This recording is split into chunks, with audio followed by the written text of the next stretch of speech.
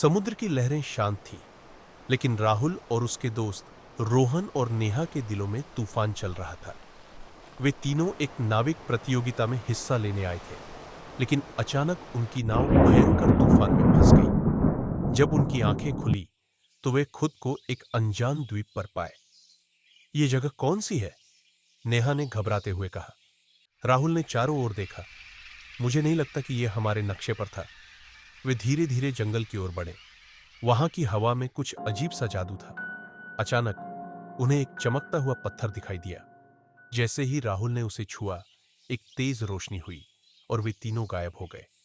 अगली ही पल उन्होंने खुद को एक प्राचीन गांव में पाया। लोग पुराने समय के कपड़े पहने हुए थे और सड़कें कच्ची थीं। घोड़ों पर सवार सैनिक गश्त कर रहे थे।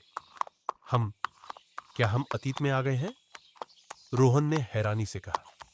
तभी एक बूढ़े संत ने उनके पास आकर कहा, तुम यात्री हो जो समय के दरवाजे से गुजरे हो। तुम्हें वापस जाने के लिए इस द्वीप के रहस्यमयी ग्रंथ को ढूंढना होगा। वे तीनों गांव में खोजबीन करने लगे। कई घंटों की मेहनत के बाद उन्हें एक गुफा मिली। अंदर एक पुराना ग्रंथ रखा था, लेकिन उसे पाने के लिए उन्हें 3 पहेलियां हल करनी थी। पहली पहेली थी, जिसके पास ये कम होता है वह ज्यादा बात करता है। ये क्या है?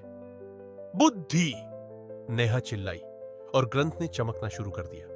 दूसरी पहेली थी, मैं जितना आगे बढ़ता हूं उतना ही पीछे छूट जाता हूं। मैं क्या हूं? समय!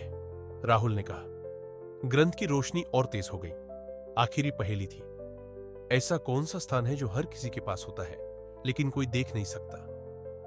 रोहन ने मुस्कुराकर कहा, भविष्य। तुरंत ग्रंथ ने हवा में उड़ना शुरू किया और एक भंवर बन गया। वे तीनों उसकी रोशनी में खींचने लगे। जब उन्होंने अपनी आंखें खोली, तो वे वापस उसी द्वीप पर थे जहां से समय यात्रा शुरू हुई थी। यह सब क्या था? नेहा ने आश्चर्य से पूछा। राहुल ने मुस्कुराकर कहा, शायद यह द्वीप रहस्यमय ही बना रहेगा। वे अपनी टूटी हुई नाव की ओर बढ़े, लेकिन उनके दिलों में अब भी वह जादू और रहस्य बसे हुए थे। नमस्कार दोस्तों, अगर आपको हमारा कंटेंट पसंद आया हो तो लाइक करें, अपने दोस्तों के साथ शेयर करें और हमारे चैनल को सब्सक्राइब करना ना भूलें, ताकि आपको नए वीडियो की नोटिफिकेशन सबसे पहले मिले।